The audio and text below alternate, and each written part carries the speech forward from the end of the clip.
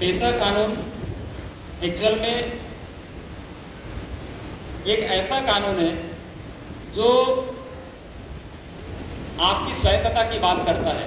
मतलब ग्रामीण विकास के सुधार में लाया गया एक अहम कानून है जिसको हम सबको समझना चाहिए। यदि किसी कानून की महत्ता आप नहीं समझते हैं, इसका मतलब वो ठीक से गवर्न भी नहीं होता। तो पेशा को समझने के लिए मैं 2 कड़ी डालता हूं, जिसको साइड में देख लीजिएगा।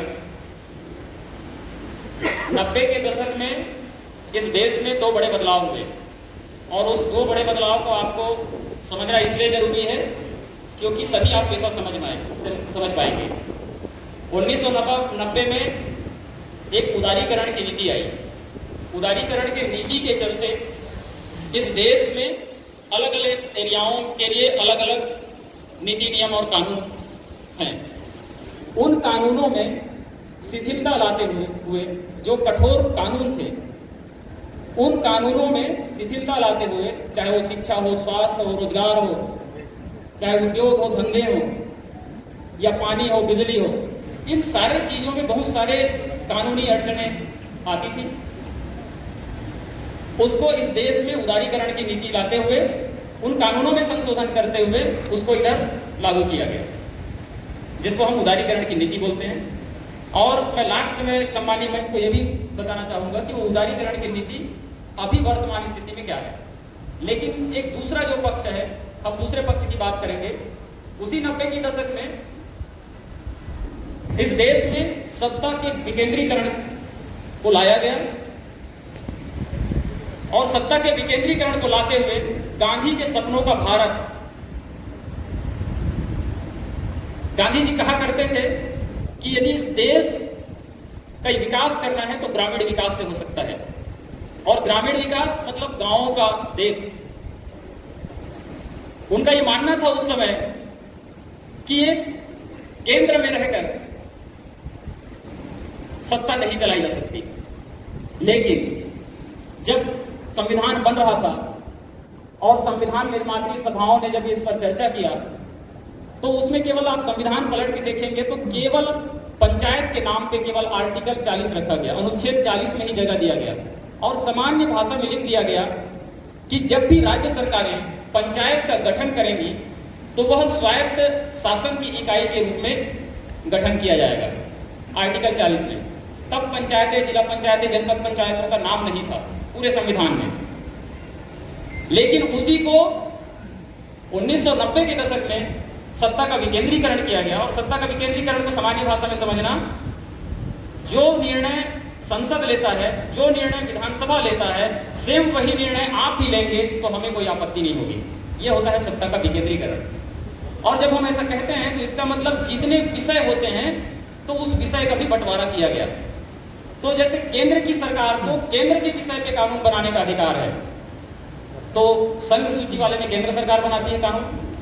वैसे ही राज्य विधानमंडल में, राज्य विधानसभा में जो राज्य के विषय सूची हैं, राज्य की सूची है, उस पे सारे कानून विधायिका बनाती है। वैसे ही जब कहा गया कि भाई सत्ता का हम विकेंद्रीकरण कर रहे हैं आज के समय में, तो आप जो निर्णय लेंगे हम स्वीकार करेंगे, ऐसा बोल देने मात्र से तो नहीं चलेगा। तो उसके लिए संविधान में संशोधन किया गया, 73वां संशोधन किया गया। और जैसे 5वीं अनुसूची सब लोग जानते हैं, कितने लोग सुने हैं 5वीं अनुसूची?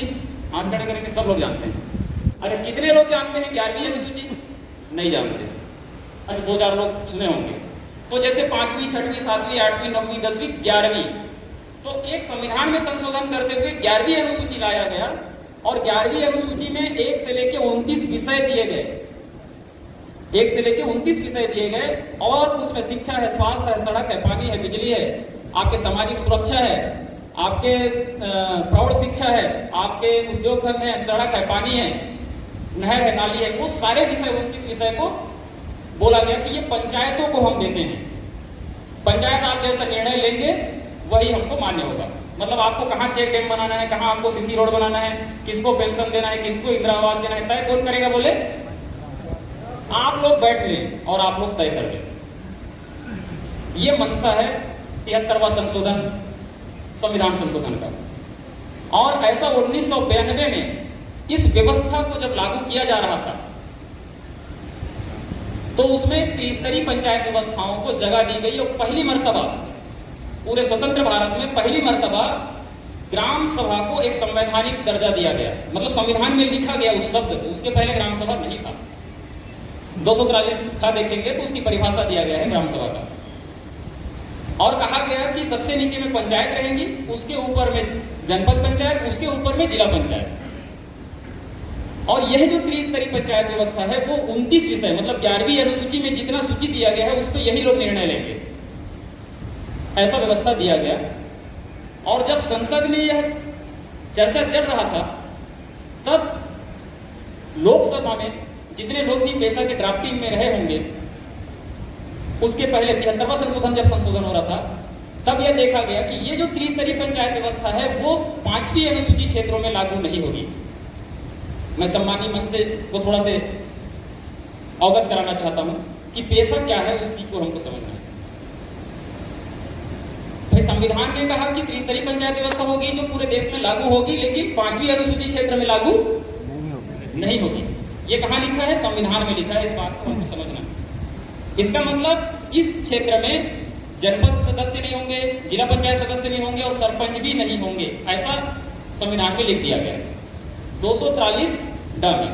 इसको मैं इस हिसाब से कह रहा हूं कि जैसे नगर पंचायत, नगर पालिकाएं, नगर निगम 5वीं अनुसूची क्षेत्र के लिए आज तक कानून नहीं बना है, वैसे ही संविधान ने भी रोक लगा दिया। लेकिन गलती से उस समय सरपंच बना लिए गए 1993 में।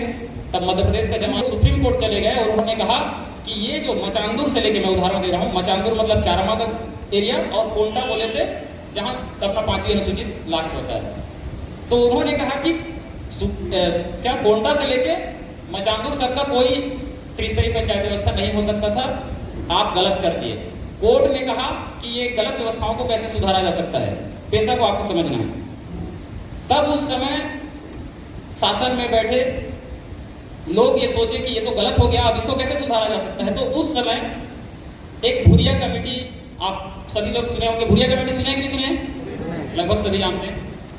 तो 22 सदस्यों की एक भुरिया कमेटी सदस्यों का डिजाइन हुआ और उसमें भुरिया की अध्यक्षता में 1 साल के अंदर में उनको अनुशंसा लाने कहा गया। क्यों? क्योंकि ये जो स्वायत्त शासन की इकाई जिसको हमको बनाना है वो इस व्यवस्था में नहीं हो सकता। लेकिन क्या 5वीं अनुसूची क्षेत्र वालों को 11वीं अनुसूची नहीं चाहिए? चाहिए, बिल्कुल चाहिए। लेकिन संविधान ने तो रोक दिया। तब क्या पानी, बिजली, शिक्षा, स्वास्थ्य आपको नहीं चाहिए? तो आपको चाहिए।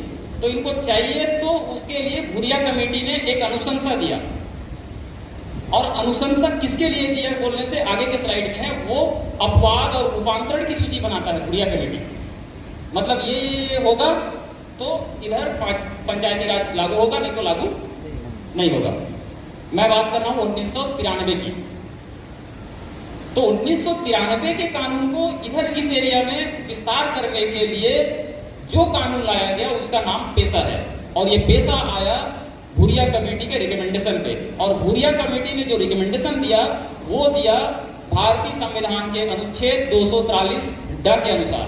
243 ड में ये कहा गया है कि यदि अच्छी व्यवस्था है, 11वीं अनुसूची को इधर लागू करना है 5वीं में, तो उसके लिए आपको अपवाद और रूपांतरण के तहत ही लागू कर सकते हैं, अन्यथा लागू नहीं कर सकते। और यह पावर राज्य सरकारों को भी नहीं है, वो केवल संसद को पावर दिया गया कि उसके लिए विधि बनाए। तो जो विधि बनाया गया है पेशा के केवल 2.5 पन्ने का है। वो 2.5 पन्ने के कागज को देखेंगे तो वह जो है प्रावधान नहीं है। जनरली क्या होता है, किसी कानून में प्रावधान होता है, लेकिन वो प्रावधान नहीं है। मैं इस मंच के माध्यम से आप सबको अवगत कराना चाहता हूं। तो है क्या चीज? धारा 4 का से लेके अड़ा तक, तो वो है अपवाद और रूपांतरण। और अपवाद और रूपांतरण को समझने के लिए मैं आपको एक उदाहरण देता हूं, आप सबको समझ में आ जाएगा कि पेशा क्या चीज है। पेशा ऐसा है कि देखिए, हम सभी, मैं माफी के साथ आप लोगों को एक उदाहरण देना चाहता हूं। यदि हम रायपुर में बैठे हैं और रायपुर में यदि हम सोचते हैं कि किसी विभाग में 12वीं पढ़ा वाला व्यक्ति को हमको नौकरी लगाना है, और जब ऐसे नौकरी लगाना है तो हमने बोल दिया कि भाई ये 12वीं पास होगा तभी नौकरी लगेगा, और सारे के लिए हम लागू कर दिए। तब मैं पूछता हूं क्या वो नियम सबके लिए लागू हो जाएगा? क्या नहीं होगा। क्यों नियम लागू नहीं होगा? क्यों? क्योंकि अबुझमाड़ में 12वीं पास वाले आपको मिलेंगे नहीं, कोंटा में, उसूर में, भोपालपट्टनम में वैसी व्यवस्था वाले मिलेंगे नहीं। तो क्या उन लोगों को आप छोड़ देंगे? नहीं भाई, 12वीं पास होगा तभी नौकरी लगेगा, नहीं तो नहीं लगाएंगे, ऐसा बोल सकते हैं क्या? नहीं बोल सकते, क्योंकि उनको आपको खींच के भी लाना है, क्योंकि पिछड़े हुए हैं, अभी उनकी शिक्षा उतना नहीं है, समझ उतना नहीं है, सामाजिक ताना बाना उसमें हमारे बराबर नहीं है। तब रायपुर में बैठ के आप लोग क्या करेंगे? तब आप बोलेंगे ठीक है भाई, अबूझ माड़िया नारायणपुर के लिए कम से कम 10वीं पास वाला भी हम चला लेंगे। इसको बोलते हैं अपवाद और उपांतरण। समझ रहे हैं ना? इसको संसद ने 1996 में लिख दिया कि ये अपवाद होंगे। अब इसका मतलब ये हुआ कि इनका जो अपवाद है वो क्या क्या है, थोड़ा पढ़ ले तो अच्छा रहेगा। इनके अपवाद और रूपांतरण ऐसे हैं कि धारा का से लेकर आड़ा तक मैं ज्यादा नहीं जाऊंगा, मैं पढ़ देता हूं जैसा लिखा है वैसे। पंचायतों से संबंधित संविधान के भाग 9 के उपबंध का कोई अपवाद और रूपांतरण के अधीन रहते हुए धारा 4 के अनुसार ही विस्तार होगा।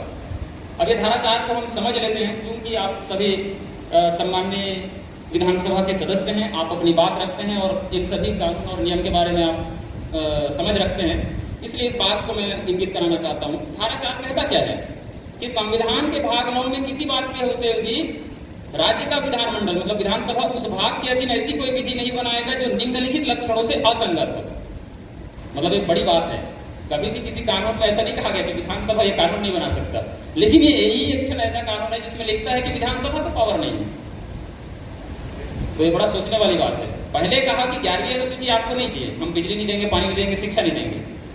तो भूरिया कमेटी ने एक सूची बनाया और उस सूची को इस कानून में दर्ज किया गया, जिसका पहला जो लाइन है उसमें देखेंगे कि प्रत्येक ग्राम सभा लोगों की परंपराओं मतलब उनकी परंपरा अलग अलग हो सकता है, सरगुजा का अलग होगा, बस्तर का अलग होगा, गोंडा का अलग होगा, कांकेर का अलग होगा। उनकी रूढ़ियों, उनकी सांस्कृतिक पहचान, उनका पहनावा, ओढ़ावा, बोली, भाषा, रहन सहन, धर्म, रीति नियम सब अलग अलग रहता है। और समुदाय के संसाधन, इसको आप देखेंगे तो समुदाय के संसाधन में जल, जंगल, जमीन आता है। इसको पंचायती राज कानून के धारा 119 में कहा गया है, जल, जंगल, जमीन। और विवाद निपटाने के रूढ़िजन्य ढंग का संरक्षण और परिरक्षण करने में सक्षम होगी। ये वर्ड है सक्षम होगी, किसको बोलते हैं? सक्षम होगी मतलब मुझे किसी की अभी आवश्यकता नहीं है, लगभग मैं चल सकता हूं ना, और जब मेरे को लाठी की जरूरत पड़ेगा तब बोलूंगा कि मेरे को लाठी की सहायता चाहिए।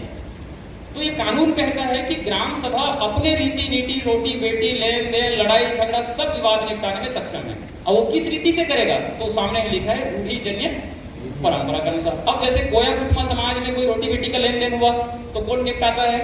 समाज निपटाता है। गौड़ समाज में यदि कोई रोटी बेटी का लेन देन हुआ तो कौन निपटाता है? गौड़ समाज निपटाता है। ऐसे ही उराव है, संथाल है, हलबा है, जितने भी जनजातियां हैं उनकी सबकी अपनी अपनी विशेषताएं हैं। तो ये कानून कहता है कि इसी हिसाब से कानून बनेगा तब विधानसभा नियम बना सकता है, ऐसा कहना है। तब हम देखते हैं क्या जो अभी के नियम बने हैं, छत्तीसगढ़ सरकार ने जो 8 अगस्त को नियम तय किया है, क्या वो नियम इन तरीके से जो व्यवस्था दिया गया है सही में वो फिट बैठता है क्या? तो इसको हम 2 तरीके से बांटते हैं। जल्दी जल्दी में जो अच्छा चीज है, सरकार ने आपके लिए जो अच्छा किया जिसको गांव वाले को करना है, उस बात को बता रहा हूं। फिर दूसरे बार में ऐसे बिंदु जो मंचासीन मंच है उनको करना है, वो हम बता रहे हैं। तो आपको क्या करना है मैं बता रहा हूं। ये पहली मर्तबा छत्तीसगढ़ सरकार में इस कानून के तहत ये कहा गया कि आप अपने तरीके से जब चाहें तब अपनी ग्राम सभा बिठा सकते हैं। पहले ये नहीं था, पहले आपको कलेक्टर और सीओ जिला पंचायत के थ्रू आता था, सरपंच उसका फिर आपको ग्राम सभा बुलाने के लिए अनुमति देता था। यह कानून, यह नियम ये कहता है कि जब आप चाहें 7 दिन के अंदर में ग्राम सभा बैठ सकते हैं। ये आपके लिए अच्छी बात है, आप बैठिए, निर्णय आप लीजिए, आपको 30 दिन या फिर कलेक्टर की अनुमति की जरूरत नहीं है। यदि आपको ऐसा भी लगता है कि हम हर 15 दिन में बैठेंगे, ऐसा लगता है कि हम हर 1 महीने में बैठेंगे, तब भी आप लोग ऐसा नियम पहले दिन के ग्राम सभा में कर लेंगे और उसका नियम के अनुसार आप बैठना चालू कर सकते हैं। दूसरा चीज है कि इसमें जो कोरम है 1/3 कोरम है। यदि इसी को सामान्य क्षेत्र में बोलेंगे तो 10 लोग बैठ के निर्णय लेते हैं, लेकिन भूरिया कमेटी ने कहा कि इधर वो व्यवस्था नहीं लागू हो सकती, इसलिए इधर का व्यवस्था अलग है, क्योंकि यहाँ पे जल, जंगल, जमीन है।